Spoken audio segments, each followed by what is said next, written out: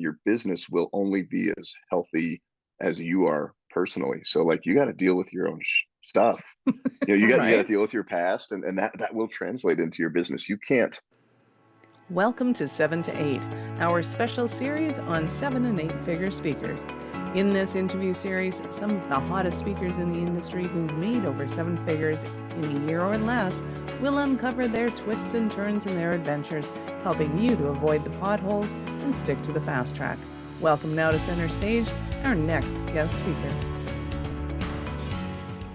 Hey there, peeps. This is Michelle Nedelec, and I'm super glad that you're here with us today because I'm here with my most amazing guest, Matt. Matt, thank you so much for being here with us today. Thanks for having me. It's good to see you. Good to meet you. Yeah, you too. So give We're us sharing 5,000. coffee today. Yeah, hey, cheers. Coffee in the morning. There we go. Give us a 5,000 foot view of who you are and what you're doing for business. Yeah, so I'm a husband, father, Northern Colorado entrepreneur, business leader. So I'm a serial entrepreneur and author, keynote speaker, a coffee addict, and Spain aficionado. I love Spain and the culture, everything about it, and a Brazilian Jiu-Jitsu black belt. So those are my Wow. all-encompassing things. That's kind of my daily life, right? It's family, it's business, it's helping people, hanging out, drinking coffee, and sharing stories, and helping people with their leadership and their business. Oh my God, I love it. So how did you get Yeah. into leadership as a thing? Well, leadership was interesting. I found I was pretty good at business. I had a knack from it from my early childhood.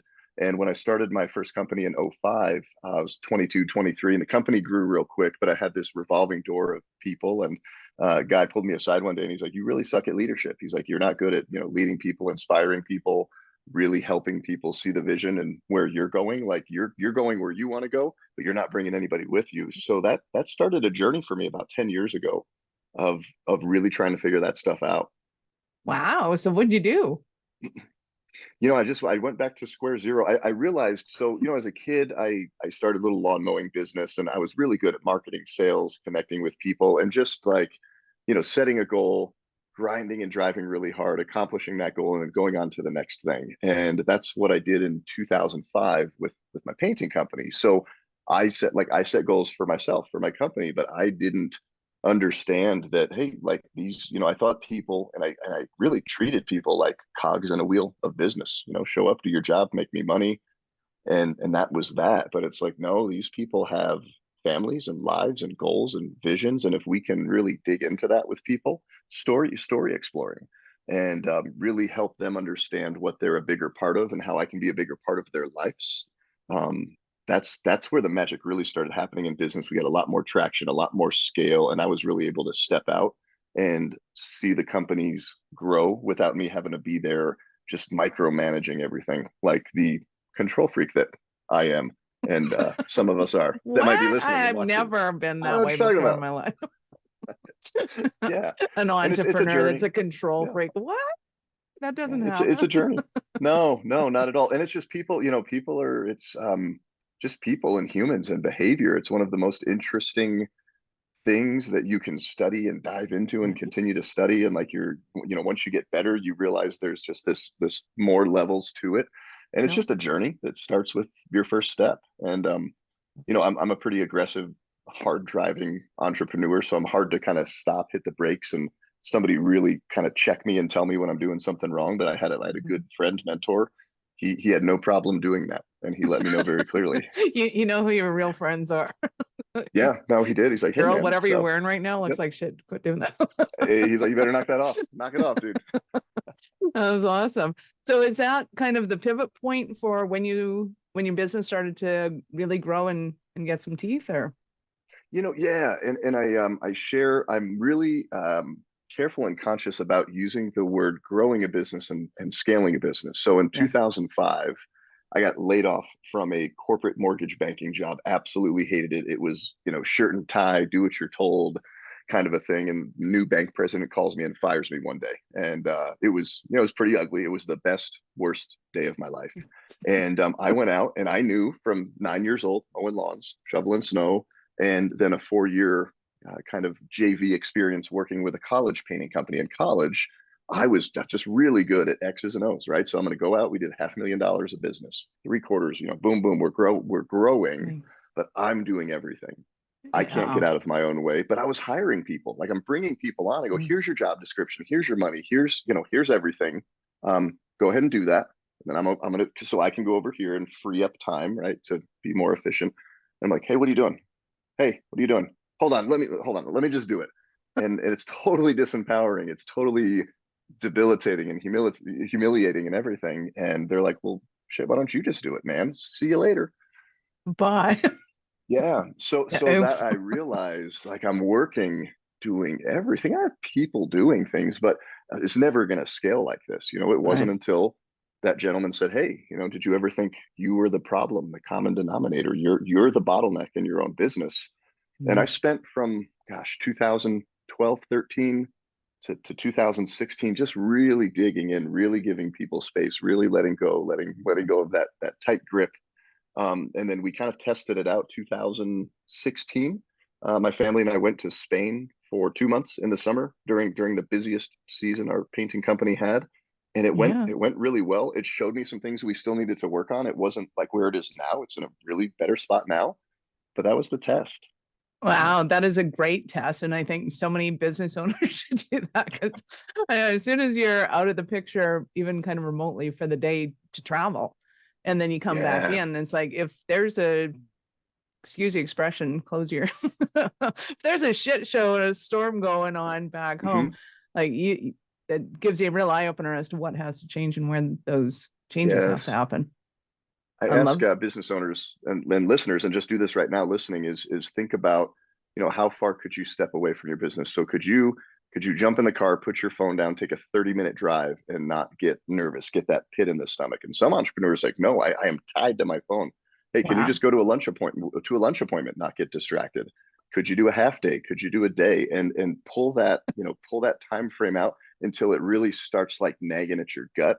And then that's kind of that magic point where you can go, okay, like I can leave my team alone without me to make decisions, call the shots for this amount of time. And then, what happens at that amount of time where you start to get pulled back in. And then from there, you have to address those issues, give more space. So it's this constant, you know, you're More and running a more. marathon a couple of steps at a time. Yeah. And we've all Love it. been there, right? We've all been there. That stuff doesn't happen overnight. Yeah. Right. And my understanding too is that it never changes, which is kind of funny because as I'm doing this and I'm Yeah. talking to people that have bigger and bigger businesses or help people with even bigger and bigger biggest businesses. And it seems that, the problems are always the same. It's always, Hmm. me, Yeah. I'm Yeah. always going to be the problem in my business no matter what. And even, Yeah. until the day you sell it, and then they become the problem in the business and Hmm. that carries on. So Yeah. it's fascinating to me because it's initially when I got into business, it was like these people have this magic sauce that I don't understand. And as soon as I understand what the magic sauce is, I'm going to be able to run businesses. And then I'm realizing that this elixir is just constantly changing as it's getting stirred. And yet the It premise is. of it is exactly the same all the time. It's always Yeah. a matter of marketing, sales, finances. It's always the Yeah. messaging. It's Mhm. always what's going Mhm. on for the business owner. And it's kind of funny that there's just really there. Business is simple. I'm going to have a conversation with you. I'm going to ask for a sale and you're going to give me money. Mhm. That's it. And yet, no matter where we're at growing our businesses, Yeah. we always have the same problems going on. And It's I kind of think it's crazy. easy. It's easy as a business owner to look at another business owner, right? You have a guest on the podcast. Oh my gosh, like they've figured it out and they've made it. It's like not like we front as business owners, right? We post all the winnings and the beautiful, awesomeness, 5 stars on social media. But no, at the end of the day, you're running $100,000 company, 7 figure, 8 figure. I had breakfast with a billionaire, and he's having the same at the core issue, the same issue. It was a misset and alignment of expectations between him and an employee, and now there's lawsuits. It just has 6 more zeros, There like was, a lot of zeros. So if you take that away, it's the same stuff, right? yeah, Humans serving other humans, and to the degree that we do that with excellence, we get rewarded. And I learned in my leadership journey, your business will only be as healthy as you are personally. So like you got to deal with your own stuff. You got to right. deal with your past, and that will translate into your business. You can't shut that off. At least I've found that and observed that with a lot of the businesses I've come in contact, and myself in general. Nice. Love it. So now you Uh, are taking business owners to Spain, which is awesome. I love Spain. Love talking about yes. Spain. Spain was my last big, I'm gonna call it big trip before the Uh-huh. lockdown. And Yeah. oh Yeah. my God, I love Spain. Where So did you go? Where did you go in Spain, yeah, if you don't mind me I'd asking? love to say everywhere, but we didn't. We were in the kind of the south west corner, and we Okay. went to almost everywhere. We zigged and zagged and up and down. So we went Okay. and I wanted to go and see the. So we started in Portugal, worked our way to Hmm. Gibraltar, and then kind of went up in that Yeah. little area. We went Okay. to Cool. the old bridge. The old bridge Hmm. is, or the new bridge. Sorry, the new bridge. The new bridge was built in 1800s, Hmm. something, Yeah, or that's new 1600s for or something them. like Yeah. that. And yeah, very new for them. Gorgeous town, gorgeous town. And we Yeah. couldn't find a hotel, so we drove out of town and found a random bed and breakfast at like 11:30 at night. And we wake up Yeah. in the morning, and this place is fantastic. It's like the best bed Those and are some of the breakfast that we've best found finds. ever. Yeah, some of the stuff you don't plan for, they end up being the best places ever. It Yeah. was gorgeous. We had a fireplace in our room, a little bistro right outside the door. They brought us coffee in the Yeah. morning. I'm like, oh, this is awesome. Little sheepies and all sorts of fun Hmm. stuff around. Cool. So talk to me. Where do you guys go and what do you do? So yeah, and so I lived in Spain in college. I actually lived with a host family right outside of Madrid, and this is 21, 22 years ago. Just like totally fell in love with the country. I spend a lot of time in Seville, so I don't know if you made it to Yeah. Seville and Yes. Sevilla. But yeah, that's like my favorite spot in the world. Just so magical. And the dream's always been like taking my family there. We go a lot, but I wanted to take business owners. So we took our entire team last year from all of our companies over in March, and I was like, hey, like let's have a fun vacation tour, culture, food, like all of that fun sun culture, all that. But hey, let's experience.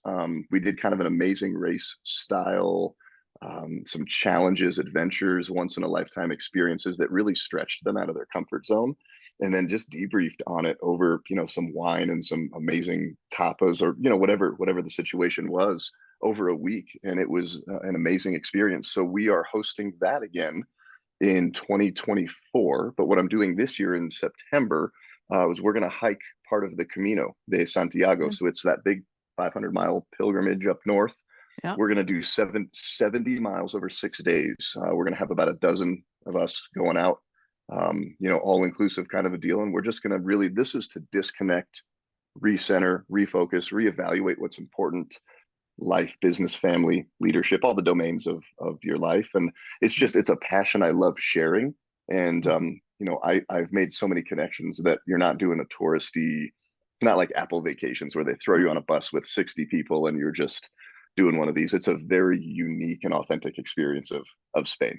Yeah. I love it. That is going to be fantastic. Because what I've also noticed um, in spending a lot of time with the same people for an extended period of time, you actually get to know each other. It's like you can put on a Yes. facade for so long, and all of a sudden, Hmm. walking 10 miles a day for 7 days, Yes. you're gonna have Well, some. yeah, just traveling. I mean, you learn a Beautiful. lot about people when you travel with them. So yeah, if you Right. can make it on a trip like that, get to the other side of it and be closer, and Yeah. not wanting to kill each other, because I've been in scenarios like that too. Right. Well, I think my wife and I, the most time we ever spent together, like we're dating in college and all that, and it's like, all right, we're gonna go on a 2-week honeymoon. Yeah. Wow, like we're around each other a lot. Like, we're good? We're sure about this? Yep, we're sure. Let's go. Let's keep doing it.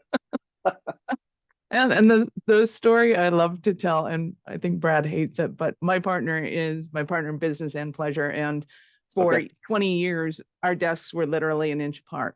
So we worked together a lot. But one time we Okay. were in London and I wanted to go and see the Chelsea Arena to go and pick up some graph for my son.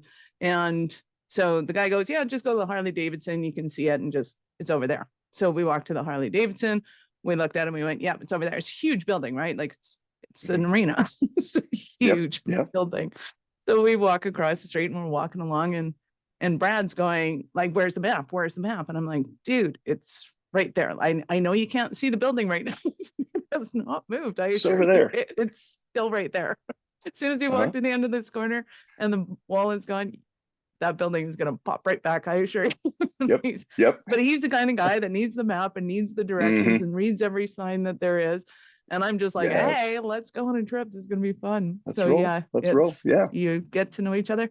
And from the leadership perspective, the business perspective, you really start to see how people interact with each other when they're starting to get on each other's nerves. Well, yeah. How do you interact under pressure Pressure. when you don't, when you don't speak a language? It's a new culture. I didn't get them lost. That wouldn't be appropriate. Like nobody was going to die. So all these Right. adventures, like we weren't swimming with sharks, jumping out of planes, but I sent them Uh-huh. on, a scavenger hunt. Here's a couple euros. Here's some clues. We're going to start here. This is where you have to come back. Here's a map, and go do these things. And it was super fun. And yeah, it was really cool to debrief. They, at first they're like, what are we doing? What is all this? And then when they finally it circles back and they go, wow, like I do this under pressure. And yeah, I did this here, but then in business, I do this under pressure in sales or Right. operations or whatever the niche of the business is. But no, that kind of experience we had, just the fun we had together. Yep. We did a really cool experience to kind of tie everything in together in Seville on one of the last days of the trip. It was once in a lifetime. It was amazing, amazing experience. I love it. Yeah. Well, and it was funny too. We went climbing Mount Kilimanjaro, and we're at like 5:30 in the morning. We're right near the top. Mhm. And I'm getting so sick of this, what I call snot rock, was you climb up a step and then you slide down two, and you climb up a step, slide down two. Mhm. And I'm like, okay, Yeah. I'm done. I'm finished. I'm out of here. And Brad goes, you didn't drag me halfway across the planet to quit now. No. That's right. And I went, what am I going to do? I'm going to go back and I'm going to wait for him. Like, that doesn't make any sense. I went, oh, okay. And the poor Sherpa goes, we go? And I'm like, yeah, we go.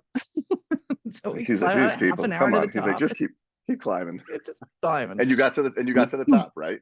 We got to Even the with, top. I had yep. my 6-inch stilettos, but I realized that I have a tendency that when I get sick and tired of being sick and tired, I just quit. And it's Mhm. almost always in business, looking back at them, like right at the 11th hour. It's like, you've Yeah. got 10 minutes to go. What is your problem? Why are you doing this? Yeah. And that was a huge breakthrough for me, Yeah. because it Yeah. wasn't that I wasn't succeeding. It's that I was quitting before I got like the accolade that I was going for, whatever that might have been. Hmm. And you just can't see what's just on the other Other side, side. and what that amount of effort is. Yeah. And I mean, that's Right. where see so many businesses, oh, it didn't work out. What do you mean it didn't work out? Take me through that. Well, I called this many people, or I executed this many tasks or steps. Like, okay, so you were almost there. What would have happened if, 3 days later that proposal or whatever it was came through?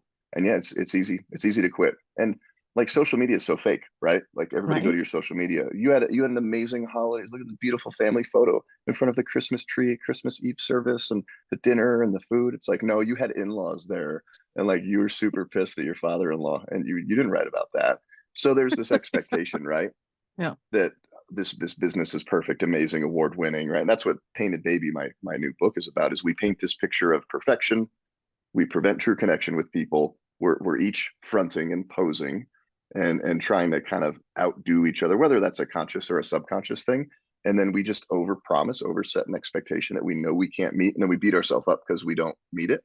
So I tell business owners, hey, stop pursuing and promising perfection. Pursue excellence.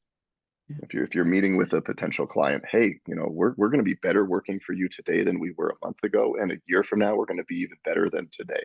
We might screw up. Like our painting company, we almost killed a baby, painted a baby, had a paint sprayer explode on a job site, and I landed the biggest deal of our company's life when I was forced to tell this customer a story about a time I screwed up. Like he really wanted to know what I was made of and what I did in the face of adversity and challenge. And yeah, that really was a turning point in the business and my life too. I realized I was doing that personally, professionally, in my marriage, everything. So like give Wow. yourself some space to fail and be imperfect and own it and just say, yeah, like I sucked at that right there. Or we really screwed up. Let's make it right. All right. The best line I ever Yeah. heard was when somebody screwed up, and it was a big screw up. Like it was a big screw. It was like $100,000 screw up. And he's like, I'll put in my resignation. I'm so sorry. He goes, the boss says, are you kidding me? Yeah. You just cost me $100,000 learning lesson. You are mine for the rest of your life. It's like you're not going Yeah. anywhere. Yeah. Like you Yeah. learn from this, and now that you know that, I'm not giving you away to anybody. because that's what makes us. And Mhm, it was, mhm. to me, it was, I think I was like 25 at the time when I heard it. I'm like, that was pivotal. It was like, your Yeah. screw ups aren't like, that's that's the stuff we're made of. That's the good stuff. Mhm. I really great like follow-up story. I'm at dinner with a really good friend, local, business owner, not nonprofit, owner here in Yeah. town.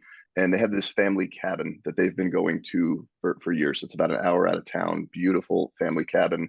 And in January of last year, this guy sits down with his insurance agent, says, "Hey, property values have been going up. Can we just evaluate? I want to make sure I have enough coverage in case this thing ever burns down to the ground, right? What are the chances? But hey, let's just up the coverage." Insurance agent, great friend of his. He's like, "No, I think you're good." My friend says, "No, I don't think we're good. Cost of construction." So they're back and forth. Agent talks him into not increasing the policy. July, I believe, burns to the ground. Burns to the ground. Whole thing. Files the claim. And he goes, "Hey, insurance buddy." I'm obviously not going to share the agent's name. We're not covered. We're way undercovered. So like that's that insurance agent's painted baby. Like that's a bad day. I That's underinsured a somebody. bad. They just lost everything. And he goes, um, "I'm gonna file an E&O claim right away." And like he filed the claim. E&O insurance is like, "Hold on, are you sure?" He's like, "Dude, they're undercovered. Don't say that yet. They were underinsured." And he stepped right up. So I mean, you'd be pissed at your Wow. insurance agent, right? They're still great friends. So my buddy is in the process. He has a lawsuit potentially, I don't know, or an insurance claim Yep. against this agent who is his friend. So he's getting all this communication and paperwork. So and so is suing or filing suit against this guy, but they're buddies. That he did the right thing. Um, yeah, you Yeah, can that's say tough. you can have your shiny poster and, "Oh, we stand for integrity and family," and boom boom boom. Well, yeah, but when it's on the not when it's not on the line, you can't show that. You're not showing integrity when nothing has come along that sacrifices that. So Right. yeah, I encourage everybody to go screw something up really bad, not intentionally, but when it happens, just lean into that and own it. You will hands down supersede so many companies because they're not doing it. Yeah. Wow. That is awesome. So can you tell us what happened with the painted baby? Like, You don't want to know this, you right? can't Yeah, you want to leave know us this. in limbo on No, that one. just go see you later next episode. No, Yeah, we exactly. so there's a story within a story. Back in 2011, sitting across from a customer, had painted for him before, small projects, but very well-to-do guy, lives in a big mansion on the golf course. And I'm bringing him a proposal that's 4 times, no, 15 times the size of a normal paint job, right? Normal paint job, $4,000. This contract, $60,000.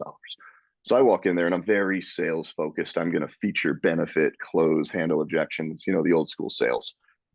So I sit down, I've got my contract. I slide it across the table, and he goes, I'm not ready to sign this." And I go, "That's really weird. He always signs the contract." So we back and forth it a little bit. And I said, I pull out this shiny marketing brochure, right? It's this big full color. I don't have one, but full color brochure with all of our pictures and testimonials. I'm like, "Look, your testimonial's even in here from when we painted for you last year." And he crumbles this thing up, throws it across the desk. He goes, "Your shiny marketing brochure is crap. You know it. I know it. Tell me about a time you screwed up and what you did about it." And then he just leans back and is silent. And he's just sipping his coffee. And like, we're never asked that in sales, right? You don't show that. You always put your best foot forward. So I said, "Fine. We painted the wrong color on a house once." Told him about a time paint store mixed up the paint order. He's like, "That's not a big deal. I'm sure you fixed it. Like that happens every week with those guys." I said, "Yeah, you're right." So we painted the right color. We painted it on the wrong house once. So I proceeded to tell him about a time that I sent my paint crew to 2712 was Blue Sky, I believe, Drive. I sent him to the court. So I didn't, I'm not a detail guy. So I just wrote down the Blue Sky. So they show up to the cul-de-sac. They start scraping, masking, priming, caulking this big, 2-story house. They call me, "Where's the paint?" Paint's on the front porch. Paint store delivered it. I'll double check. Yep, it's on the front porch next to the flower pot. They're like, "There's no paint. There's no flower pot on this front porch." But where are you guys? Let me drive over to the house. I drive over to the house. They're not there. And they're like, "Matt, we have the whole house masked off." And it turns out they're, 2 doors down and right down the street on the cul-de-sac. So that's a bad day, right? So I proceed to tell Bill how we And made the that house right. I'm owner. like, "All right, he'll he'll sign the contract now. Yeah, the guy came home. He was pissed. I was sitting in front of his house till like 4:30, 5 o'clock, and he pulls up and he goes, What are you doing? Who are you? He was going to kill me. Why are there little But spots all over my house now? oh no, it was prime. We sprayed the primer, brushed it. I mean, it was like we even trimmed their bushes away from the house, so the paint wouldn't hit back to the paint. So, but we make it right. But Imagine. he's still not signing the contract. I'm like, fine, I will tell you like the worst thing. I never thought I would say these 4 words, but I'm gonna do it. We painted a baby. Want to hear about it? And then he leans in and I said, will you sign my contract if I tell you the story? He goes, I don't know, just tell me the story. And he's just giving me a hard time at this point. But we had a tornado come through Windsor. It's a city in northern Colorado back in 2008. It's very untypical, but it wrecked just this path of destruction. One neighborhood in particular, we landed 8, 9 paint jobs all on one street. And I had a crew of brothers. They were just working their way literally all spring and summer down this street. Really funny characters, Blas and Raul. They were brothers from Mexico. Spanish is first language, English is second. I'm reverse. So we're always Spanglishing together. Raul liked to joke with me. Once a week, he'd call, Mateo, I spilled the paint on the deck and the customer's mad. And he'd joke with me. He'd razz me a little bit.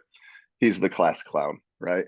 So we're painting this house, finishing up a house, and we had it all sprayed and trimmed out. And he's getting ready to spray with a spray gun doors, little garage service door, swings in the back of the garage with black paint. The homeowner of this home would come out every day holding her 9-month-old baby to bring the guys drinks, snacks, check in on them. Hey, let me order you pizzas. Just a wonderful lady. And he goes to pull the gun or pull the trigger, and she's standing right behind him. Boom, paint explodes. The gun and the sprayer jam. It was like a 1 in a million chance, right? This happens. Boom, paint everywhere. So he calls me and Mateo, come quick. The paint, the boom, the baby. Oh my God. And I hear woman screaming, baby crying, both painters hysterical. I paint the baby, and just hangs the phone up. So I pull up to like a crime scene with paint everywhere. I just follow the trail up the driveway. Bloss, the other brothers cleaning up the drop sheets, and I just see Raul just like hands on his head, covered in paint. And I'm like, "Where's the baby? Where's Mama? Where's the baby?" So baby's okay. But again, like we're faced with a challenge right there. We're like, do we just leave this job site? There's thousands of dollars worth of damage. We could have killed somebody, right? And again, we picked up that ball that we dropped, and it was an accident, it wasn't intentional, right? But we made it right. So I'm at this sales appointment, and Bill is just, he's like you, he wants to hear the next words. What's Right. next? And he goes, well, what did you do? And I said, well, we made it right. We did A, B, C. We made sure they were happy. We took ownership, accountability. I love that saying, if you drop the ball, pick it up, hit a home run with it, and then celebrate with the team that you did that, and then go tell everybody about it. And he goes, all right, Matt, enough.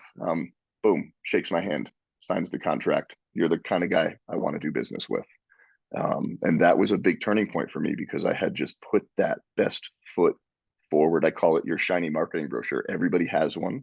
You do it in life, in marriage and family and business, in everything. And it's not real. It's not what people want to see. It's not how we connect. Wow. That is an awesome story. I don't know what he would have done if you hadn't had that story. I'm thinking. I wonder. I don't know. Yeah. That's crazy. What's funny is it was such a pivotal moment for me when I wrote the book, because this was a marketing campaign that we did to really run with this concept. So we did this back in 2013. But when I called him, I said, Bill, I want to really make sure that our story's accurate. And can you read this just to remember that day, that engagement? And he's like, man, I don't really remember that. He goes, I said that? He goes, you wouldn't lie and say I said. He goes, yeah, I just don't remember it. He didn't even remember it as this big pivotal. He was just being him, Just another day in life of Bill. It was, but he goes, but you're the kind of guy I want to do business with, because everything you wrote about that and how you handle things is true. And yeah, we've built a lot deeper relationships. So yeah, we decided to take the story big. We posted this all over buses and benches and direct mail, and got my daughter, brought her into the office, threw paint all over. She went from excited to happy to laughing to pissed and crying. But she gets a royalty of every book that anybody buys, so it'll go towards her wedding, college, business, probably business fund. Well, you had to get a picture of her crying because, it wouldn't have been Mhm. accurate. We've got some on the Come website. on, Yeah, no, honey, we we've got can it, the whole get shoot. into it. Yeah, it's cute. Hilarious. So, and now you're writing another book, yeah?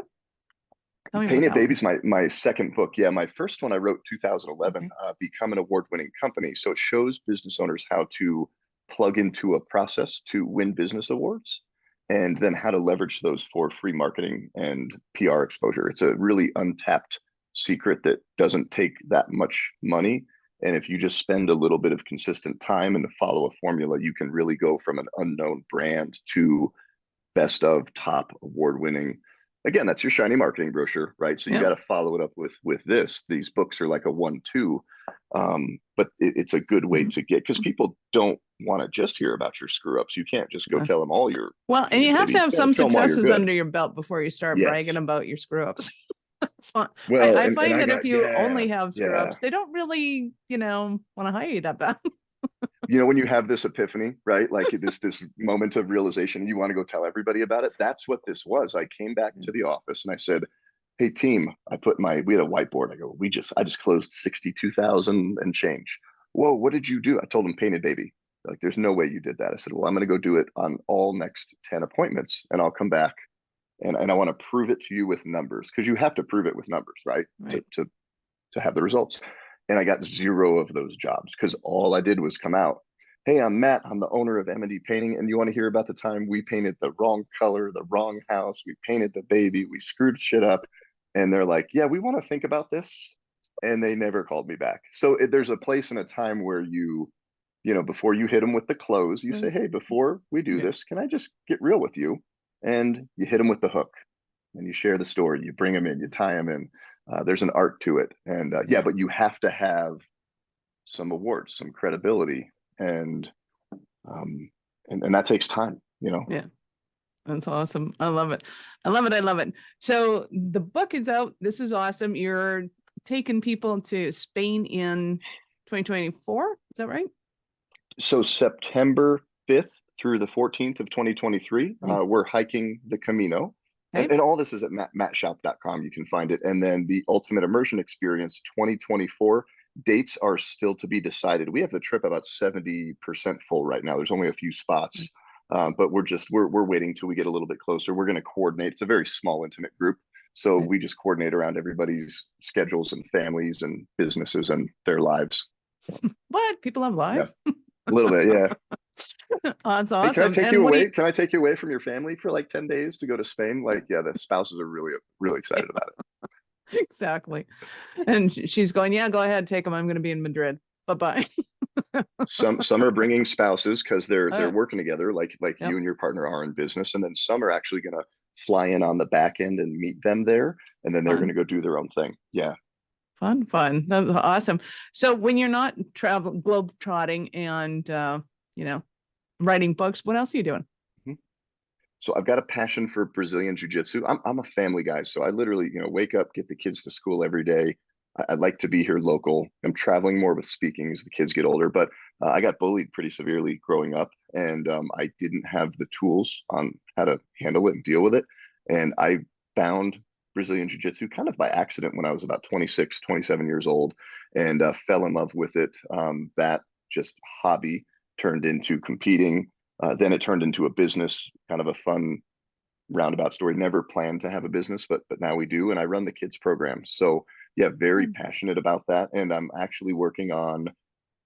It's in my brain right now. It's starting to get out onto paper, but a kids book, just talking about how to face and confront and deal with bullies, and how jujitsu is a wonderful tool to stand, strong and firmly, but also gently and kindly in front of Yep. other people, and have the confidence to do that.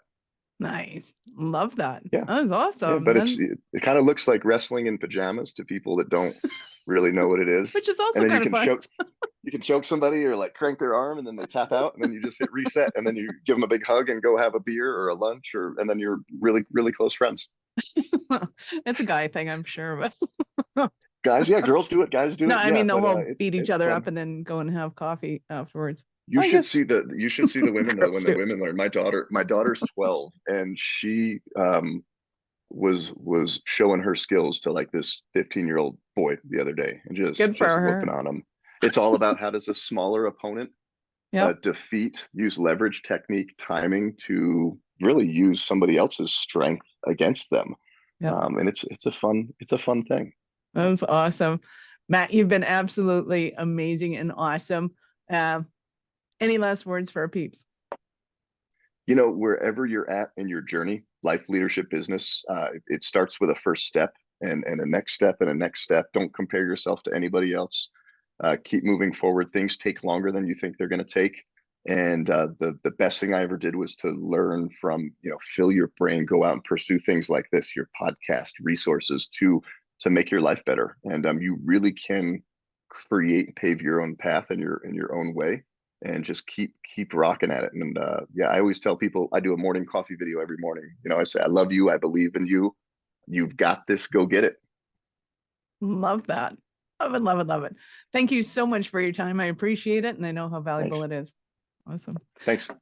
Peeps, this is Michelle Nedlick. Thank you for being here with us today. Be sure to subscribe to the show and share it with your friends. We love helping entrepreneurs grow. Thank you for listening to 7 to 8. If you're interested in upping your speaking game, be sure to connect with our guests with the links in the show notes, and connect with me to see how we can help you get your tech done for you and help your speaking dreams come true.